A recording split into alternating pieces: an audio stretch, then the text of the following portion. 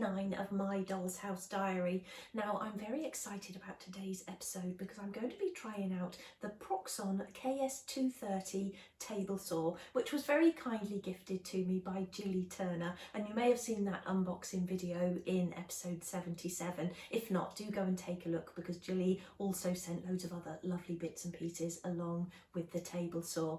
Okay, so what I want to start by doing is just having a look at the table saw and all of the different features.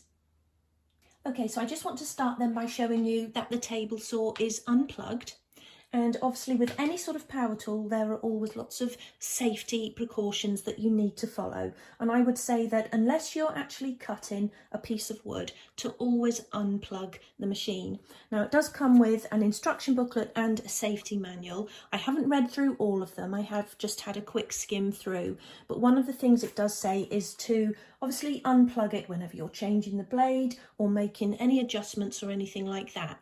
But I would just say, because of my fear of power tools, I will unplug it whenever I'm just not cutting wood. So whenever I'm doing anything else, cleaning it, dusting it off, anything like that, I will always make sure that the machine is unplugged. So just to start by saying that. But what I also want to show you then, or let you know, is the actual size of the machine. And if you're thinking about getting one, that might be important because you might not have a very large work area. So the width is 270 millimeters or 10 3/4 of an inch, and the depth is 8 inches or 200 millimeters, and then the height, including the height of the blade protector there, is 100 millimeters or 4 inches. So it is a lovely little compact machine, and as you can see here, it's sitting quite nicely on my A2 cutting mat. Okay, so let's have a closer look at the machine. So starting here then with the power switch. So once you're actually plugged in, you would switch that on to number 1 to actually start up the blade. Around this side, we've got a vent, which is for the motor, which is in this side of the machine. And then if we just go around to the other side here, we've actually got a little door. And this little key for it actually sits nicely in there. So that actually clicks in there. But if I take that out, you just put it into that little sort of screw there and pop that out. And then this little side door opens. It actually comes off. I'm just going to show you inside. So the hole that you can see at the back there is where you would fit your vacuum cleaner hose if you're doing a lot of cutting. And you can see a little bit of wood dust in there. I've actually just had one go this morning, just cutting across one piece of wood, but we'll have another go in a moment. And then obviously you would need to clean that out inside as well. So remove your door and get your vacuum hose in there and clean that out, probably on a regular basis if you're using it quite frequently. And also I think you would need to come in here when you're changing your blade. Now the blade that is actually on there is fairly fine.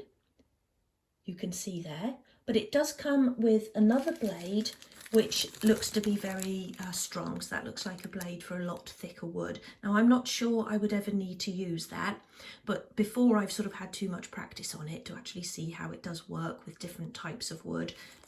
You know, I don't know, that may come in handy with harder woods such as the mahogany, but we'll have a go at a bit of mahogany later on in the episode as well. Okay, so if we come back up to the top of the machine then, this is the saw blade protection. So a little plastic cover there that lifts up. You've got your blade in there, and then at the back, that bit there, once you've cut the wood, this piece here will actually split it. So that will go through the cut that you've just made in the wood with your saw. And my first experience of cutting was that I had it misangled. So as I cut through, I thought it was getting stuck on this, but it was just because the actual cut I'd made wasn't sitting around this part at the back here. So that obviously comes with practice, but that's one thing when you first sort of try it out, you just need to make sure that the cut you've made is then going through, or this piece is going through the cut that you've made. Now, one thing it does warn you about in the book is that you always need to make sure that that's not touching the blade before you start the blade. So it, you know, if you look at it, it can sort of angle from side to side. So when you start it up, if the blade is sort of hitting against that, then I'm sure you'll know about it. And if you haven't fitted the blade in correctly and it's too high up, then it will be touching the sort of little arm in there as well. So if you ever start it up and you hear an awful noise, immediately turn it off, and then you'll need to unplug and reset your blade. Or alternatively, just make sure that that is actually angled in the centre there so that you're not touching the blade. And that little bit that I spoke about at the back is called the splitting cotter. Obviously the saw blade in there, and I'm just actually going through this little list here, so I'm looking at my diagram and then going through each of the numbers here. So that's quite interesting as well, because that will tell you what all of the parts are and what they do. So number 4 is actually called the angle stop. So you get this very interesting little attachment with it, which will be for cutting angles in wood. And here I've just got that set to the 45-degree angle, because that's the angle I use the most actually on my mitre cutter. So this bit here is called the angle stop. So once you've set your angle in there, you would then obviously turn the screw at the top there to fix that into position. And that then slides in there. Now I haven't used this yet. As I say, I just had a go at just cutting straight through a piece of wood. But this would sit on there, and then you would angle your wood in like that, and then you would cut off your 45-degree corner. So that's something else we'll be having a go at today. Now, actually reading through the book, another very interesting thing that it will do is actually score grooves into wood. So that would mean that you would need to position the blade a lot lower down than that. If you imagine if you were doing grooves in a piece of 2.5mm sheet wood, 3/32 of an inch, that would sort of barely need to be poking out there, and then you would score your grooves. But like I say, I'm sure it does a lot more than just cutting wood straight and cutting angles, but today we'll just concentrate on cutting through different types of wood and then having a go at an angle. But as I start using it and getting more used to it, obviously I can pop back in and let you know what else I've learned on it. Okay, so we've already looked at the sliding door at the side there. And then holes for attachment. So here next to your on and off button, and then level with that at the back here, you've got 2 screw holes, and then these very large screws. So you would actually attach that, or you could attach it to your work surface. Now the way that I work, I wouldn't want this permanently fixed, so I will just sit it on my cutting mat and just sort of pushing that. I pushed it along then, but when I was cutting with it, it didn't sort of easily move along or anything. So you would need to judge whether you want that permanently fixed to a surface in your workshop or craft room, or whether you would be happy for it just to sit on your desk. Okay, so then along the front of this sort of cutting part here, you've got this rule. It's actually called an adjusting scale, but it is actually rule that is there in millimetres or centimetres. And then this piece here is called the longitudinal stop. So that slides off, and if you see, it's got a little groove in there that then slots around the edge of the cutting plate there. I'm not sure that's actually the correct name for it, but that's just what I'm calling it, this silver tray on here. And that would slide on there. And then if I move our angle cutter out of there, it will also go on in the other direction. And you may need to move it over to this side. I'm not putting it in the right place there, but you may need to move it over if you've got a longer piece of wood to come all the way across there. And then this works as a guide, so the edge of your wood would go along that, and you would obviously screw it on tightly, and that would then help when you're pushing the wood through against the cutter. So you can put that at either side, which is really handy. On-off switch, which we've already looked at, and then number 10 is a pipe union for your vacuum cleaner. So I showed you that from the inside. Let me just turn the machine around, and there we are at the back. So the actual pipe from your vacuum cleaner would fit onto there, and then obviously suck all of the dust away. And then the other 2 things that are on the list here, 11 and 12, are the 3mm hexagon key, which fits nicely in there, and a 2mm hexagon key, which is here, which is also known as an Allen key, and I'm not sure if that's just what we call them in the UK or whether that's a sort of universal thing, but you've got one of those in there as well.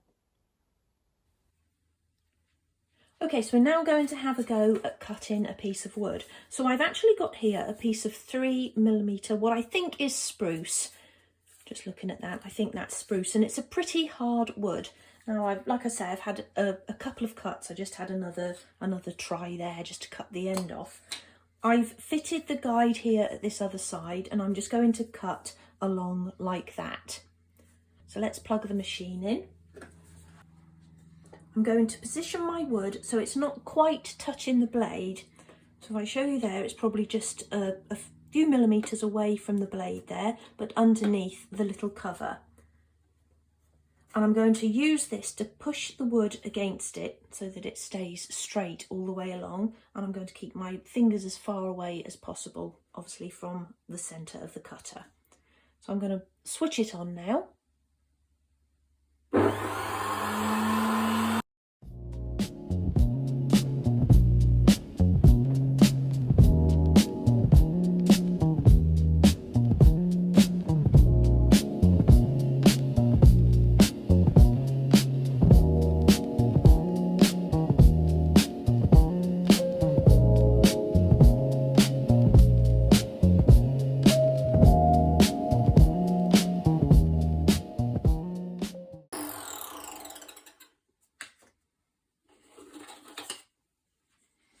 Okay, so I've got a nice clean cut there.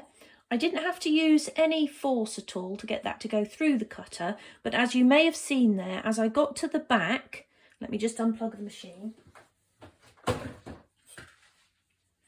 As I got to the back there and the cotter that I told you about, I had trouble getting the cut to go square around the cotter. And each time I've used it, that has happened. So obviously I need a little bit more practice in actually pushing it through straight.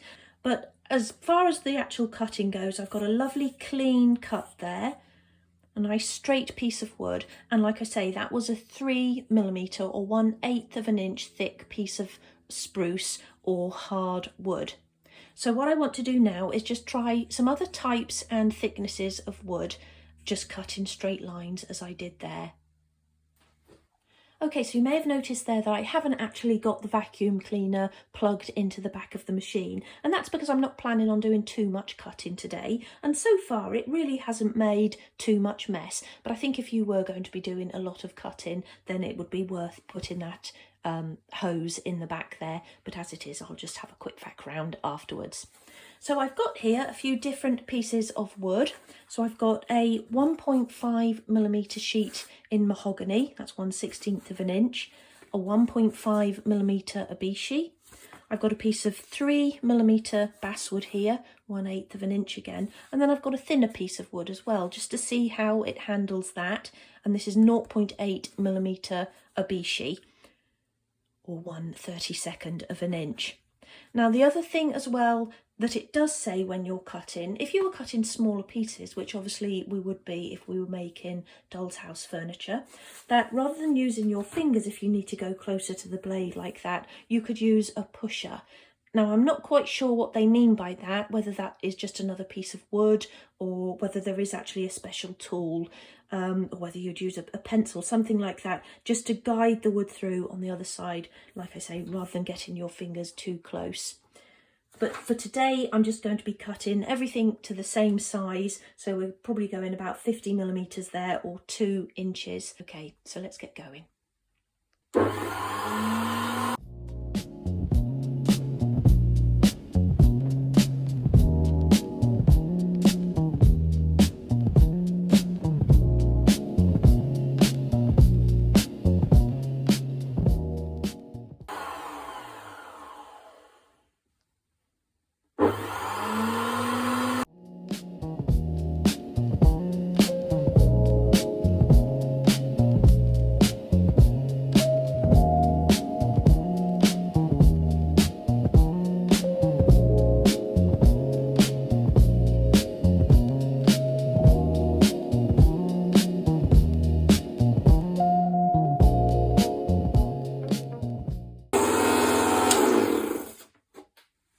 Okay, so as you saw there, I actually aborted that cut.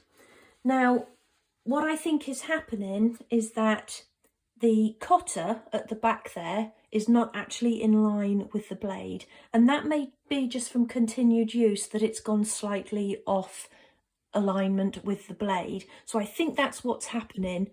So what I'll have to do is actually, in fact, if I look from here, let me bring you down.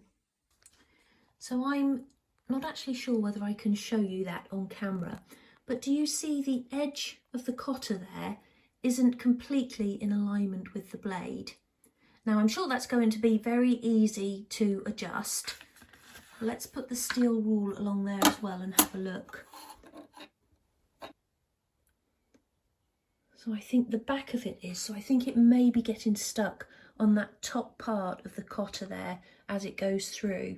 So what I actually need to do then is actually have a look at the machine and then realign that.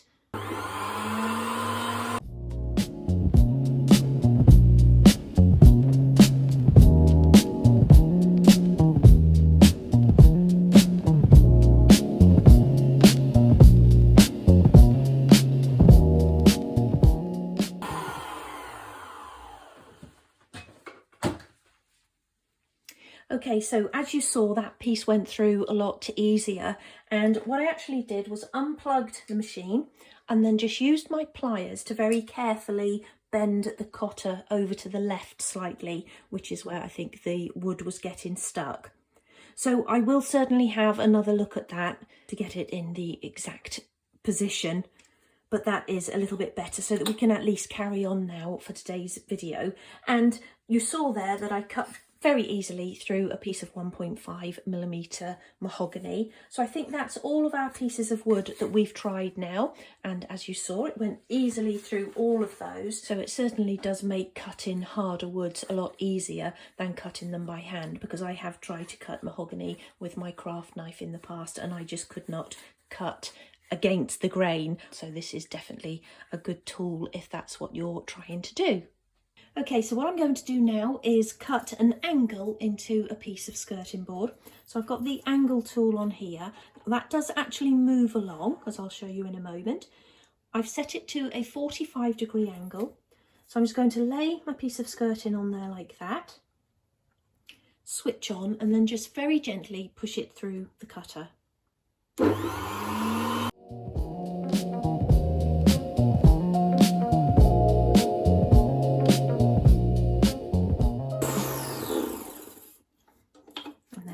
We've got a lovely clean 45-degree angle. Now obviously, as I'm using the machine today, I'm not making any measurements or anything like that, but obviously you would measure your wood from your cutting list and then feed it through according to the pencil marks on the piece of wood and use your guide for your straight pieces, and then when you're doing your angles you'd obviously make your mark on there and go through at your angle, positioning it correctly in there. So if you've been thinking about ordering yourself a table saw, I hope that you found today's video useful. But do bear in mind that what I've done today has only just scratched the surface of what the machine is capable of. A little bit of a hiccup there with the cotter at the back of the machine not being in alignment, but that is going to happen with any power tools that you've had for a little while. They're all going to need a little bit of maintenance from time to time. Now, I'm definitely going to have a practice on this. I'm very impressed with the clean cuts and how easily it cut through those harder woods. I really liked the angle tool as well, and I think that would be really helpful with things like coving and skirting. Okay, so I'm going to leave it there for today. Let me know what you thought of the machine in the comments section, and if you've got one as well, provide any sort of advice or tips that you would like to share with other people who may be thinking about buying one. Now, if you are thinking about buying one, I've popped a link below to one of the machines over on Amazon that you might like to take a look at. Now, I just want to end again by saying a huge thank you to Julie Turner for sending me this table saw, and I'm sure I'm going to get many, many years of use out of it. Okay, like I say, that's it for today, and I'll be back again soon. Take care. Bye.